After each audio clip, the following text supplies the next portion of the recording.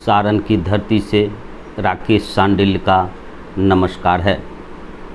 बंधु, आप लोग देखे होइएगा 8 तारीख को एक आपको चंपारण से एमडी अमानुल्लाह जो रामगढ़वा वार्ड नंबर 12 के पूर्वी चंपारण के विशिष्ट शिक्षक थे, वो ई शिक्षा कोष ऐप से मुख्यमंत्री के नाम एक पत्र लिखे थे और उनसे मांग की थी कि 7वें वेतन आयोग के अनुसार विशिष्ट शिक्षकों को वेतन देने के संबंध में लिखे थे। और तुरंत देखिए 8 तारीख को मुख्यमंत्री सचिवालय से उनके सेक्रेटरी से के शिक्षा विभाग में उस लेटर को फॉरवर्डिंग कर दिया गया 8 तारीख को। और 9 तारीख को देखिए उस पर कमेटी का गठन भी हो गया।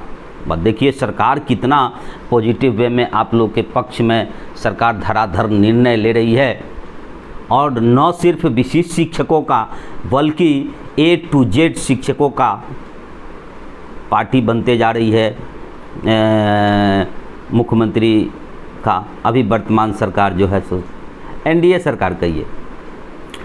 इसमें देखिए वर्तमान में स्पष्ट रूप से उस कमेटी के गठन के पत्र में ये चर्चा है कि स्थानीय निकाय विशिष्ट शिक्षक, बिहार लोक सेवा आयोग द्वारा शिक्षक, विद्यालय अध्यापक, प्रधान शिक्षक एवं प्रधानाध्यापक के पदों पर सभी लोगों के समीक्षा के विषय में देखिए जो मांग किया है उसका तो सुना ही जा रहा है, जो नहीं मांग किया है उसकी भी चर्चा हुई है। एकदम सरकार पॉजिटिव है। आप लोग बिना मतलब का हड़बड़ा जाते हैं और तुरंत स्थानीय निकाय शिक्षक से विशिष्ट बने शिक्षकों को सेवा निरंतरता, पदोन्नति, वेतन विसंगति यानी वरीयता, सारी चीज़ों का एकदम झाड़ के चर्चा कर दिया गया है। और सभी संवर्ग के अलग अलग संवर्ग के शिक्षकों के विषय में ये कमेटी का गठन किया गया है। कैसे आप लोग आरोप लगा देते हैं कि सरकार जो है सो आपको नज़रअंदाज करके चल रही है। इसका मतलब है कि आप लोगों ने गलती कर दिया है। आप लोग घबरा करके 2020 में सरकार से के साथ दगाबाजी कर दिए थे। ऐसा नहीं करना चाहिए आप लोग को। देखिए तो कितना पॉजिटिव है, एकदम सरकार पॉजिटिव है। आप लोग हड़बड़ा करके सोच देते हैं। देखिए तो कितना जल्दी अप्रैल में मांग किया गया था विधान परिषद में और उस समय कमेटी का गठन एक हुआ था, उसका रिपोर्ट आ गया। उसका क्या हुआ आपको पता नहीं है, इसका क्या होगा तो बाद में पता चलेगा। लेकिन देखिए कितना तत्परता के साथ तुरंत देन एंड देयर काम हो रहा है धराधर। और वो भी अप्रैल में भी जो कमेटी का गठन किया गया था उसका भी रिपोर्ट 15 दिन में एकदम सौंप देना था कि दावा किया गया था कि मई के प्रथम वीक में ही निरंतरता मिल जाएगा। बहुत हलचल हुआ था, उससे ज़्यादा हलचल अभी हो रहा है। मैं नेगेटिव वे में नहीं बोल रहा हूँ, मैं सरकार के पॉजिटिव एक्शन पर बोल रहा हूँ। देखिए सरकार कितना धराधर निर्णय ले रही है। अच्छा है, होना चाहिए, खुशी मनाना चाहिए। सभी शिक्षकों को खुश कर करके भाई चुनावी वर्ष है, सरकार का आप लोग ध्यान रखिए। 2020 वाला खेला नहीं कर दीजिएगा, न तो कैसे फंस गए आप लोग। मैं बार बार कहते आता हूँ कि 2020 में आप लोगों ने कुछ गलती कर दिया था माननीय मुख्यमंत्री के सभा में, जिसका परिणाम सामने आपको देखने को मिला और मिल रहा है। भैया मेरे, इस बार के चुनाव में कम से कम ऐसा गलती आप लोग नहीं कीजिएगा। सभी लोग A to Z शिक्षक की पार्टी है अभी। अरे छोड़िए वो सब बात।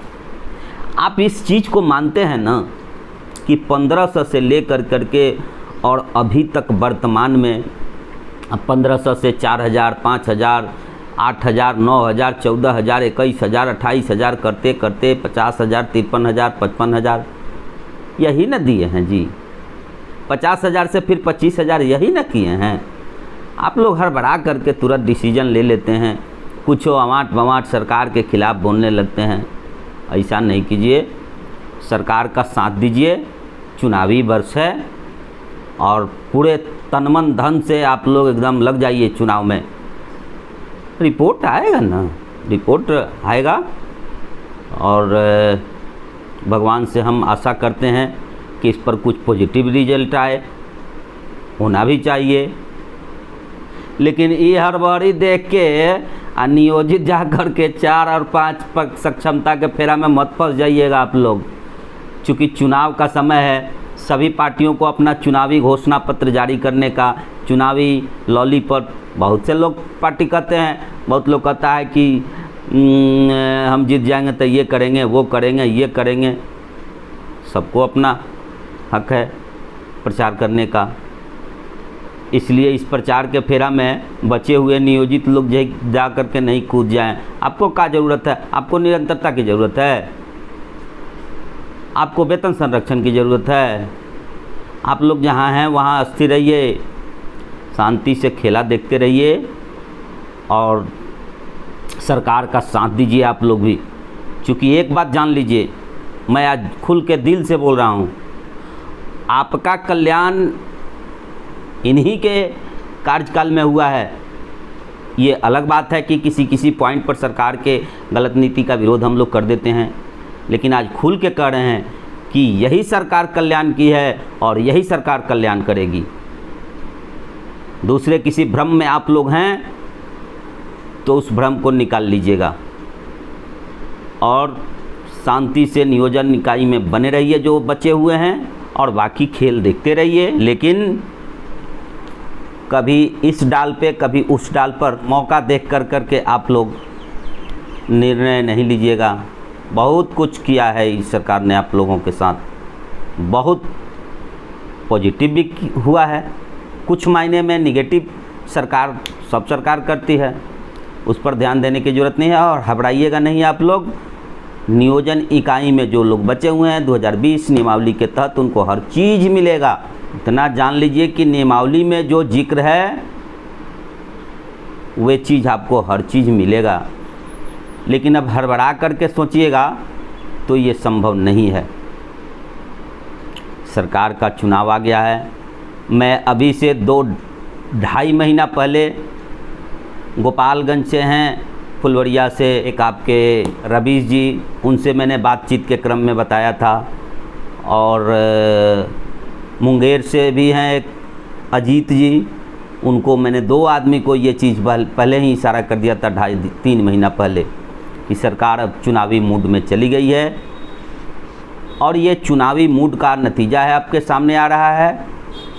बिल्कुल जो भी हैं, विशिष्ट शिक्षक हैं, विद्यालय अध्यापक हैं, नियमित हैं, नियोजित हैं, प्रधान अध्यापक हैं, प्रधानाध्यापक हैं, सब लोग एकदम तन मन धन से आप लोग सरकार का साथ दीजिए। कमेटी का गठन हो गया, अप्रैल में कमेटी का गठन हो किया था।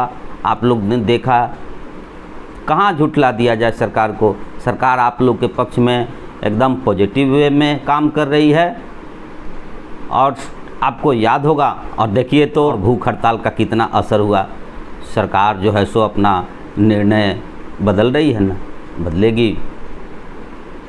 हमको तो यही नहीं लगता है कि ये शिक्षकों से मेल है या चुनावी खेल है। बंधु, छोटी छोटी बात पर कुछ नियोजित शिक्षक बचे हुए हैं जो तलफल करने लगते हैं, इधर भी देखने लगते हैं, उधर भी देखने लगते हैं। कुछ लोग अभी भी 2 नाव पर सवारी कर रहे हैं, नियोजित जो बचे हुए हैं उसमें 90% लोग तो एकदम दृढ़ हैं, उन पर कोई असर पड़ने वाला नहीं है।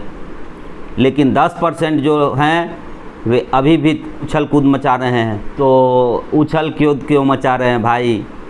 आप भी चले जाइए, इस कमेटी का मेंबर बन जाइए। अध्यापक एवं सक्षमता पास विशिष्ट शिक्षकों को का ना ही ग्रेड पे निर्धारित किया गया है और ना ही लेवल तय किया गया है। यह पद 7वें वेतन आयोग लागू होने के बाद सृजित किए गए हैं, इसलिए यह पद 7वें वेतन आयोग द्वारा निर्धारित पदों में सम्मिलित नहीं है। 8वां वेतन आयोग में यह शिक्षा विभाग द्वारा इन विद्यालय अध्यापकों एवं विशिष्ट शिक्षकों के वेतन मान को उचित स्तर पर निर्धारित करने हेतु वित्त विभाग को अनुशंसित किया। उस कमेटी के सहभागी आप भी बन जाइए। हम तो इतना ही कहेंगे। चूँकि 9-10 महीना से हम लोगों ने बहुत प्रयास किया है और प्रयास करते करते लगभग बहुत लोगों को समझा लिया है हम लोगों ने, लेकिन अभी भी बहुत से ऐसे शिक्षक बचे हुए हैं जो अभी भी डूब उतरा रहे हैं। क्या किया जाए, कभी उधरों सोचते हैं, कभी उधरों सोच रहे हैं, कभी इधर सोचते हैं, कभी उधर सोचते हैं। कभी लोग कहते हैं कि कहीं ऐसा तो नहीं कि हटा देगी सरकार। अरे भैया, जब हाई कोर्ट आदेश दे चुका है कि किसी को नहीं हटाया जा सकता है, आप जिस नियमावली में हैं आपका नियमावली अजर अमर है, 2020 नियमावली, उसके साथ कोई छेड़छाड़ नहीं कर सकता है। सरकार का भी बयान आ गया। अच्छे, अब तो सरकार ने कह भी दिया है जो सक्षमता नहीं देना चाहते हैं वो ना दें, ये तो हम कह चुके हैं, ये आपको मालूम है ना। तो यह जो देंगे वह वो विशिष्ट शिक्षक बनेंगे, आप जो नहीं देंगे वो बरकरार रहेंगे, नियोजित शिक्षक बने रहेंगे। तो तब जब सारा रिजल्ट निकल जाएगा सक्षमता का, तब जो बच जाएंगे, तब वो जो आपने कहा कि वो ऐच्छिक ट्रांसफर वाली बात वो करेंगे, क्योंकि बीच में सक्षमता परीक्षा आ गई थी। सरकार तो हर हाल में चाहेगी कि जितने भी नियोजित बचे हुए हैं और अपना एन केन प्रकारेण सभी अपना अस्त्र छोड़ देगी आपको नियोजित से विशिष्ट बना देने का। ये चीज़ हम लोग बहुत दिन से आप लोग को समझाते आ रहे हैं। इसके बाद भी कुछ लोग जो हैं सो तलफल मचाए हुए हैं। अरे क्या कीजिएगा आप भाई, नियोजन इकाई में हैं, आपकी निरंतरता तो भंग नहीं हुई है कि आप जा सकते हैं। वेतन संरक्षण के लाभ की ज़रूरत आपको नहीं है, फिर क्या है? क्यों इस ललीपॉप पर आपका ध्यान जा रहा है? बार बार ललीपॉप दिखाया जा रहा है। जब जब सक्षमता के फॉर्म का डेट निकलता है, परीक्षा का डेट आता है, आप लोग लॉलीपॉप के फेरा में पड़ जाते हैं और किधर न किधर से लॉलीपॉप आपके सामने दिखाई देने लगता है। और कुछ लोग हर परीक्षा में 10-5% लोग लॉलीपॉप चाटने के लिए चले ही जाते हैं। क्या कहा जाए इसको, क्या कहा जाए इसको कि सब चीज़ आपको मिल रहा है, हर तरह से परिपूर्ण है, इससे ज़्यादा आपको कुछ नहीं मिलने वाला है, इससे कुछ हट करके मिलने का आशा नहीं दिखाई दे रहा है। इसके बाद भी आप जाकर के लॉलीपॉप चाटने के चक्कर में पड़ जाते हैं, तो ये आपकी दुर्भाग्य होगी, ये आपकी दुर्भाग्य ही होगी। और अब मैं ये खुल के बोल रहा हूँ कि वैसे 10% जो नियोजित शिक्षक हैं उनको भगवान भी नहीं समझा सकते हैं हम लोग किस खेत के मूली हैं, को नहीं समझाया जा सकता है। एक बार पुनः कमेटी के गठन पर चर्चा कर देता हूँ।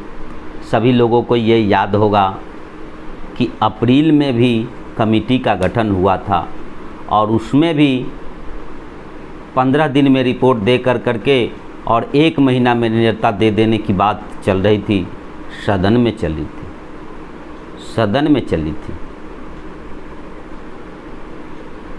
क्या हुआ उस निरंतरता का? अब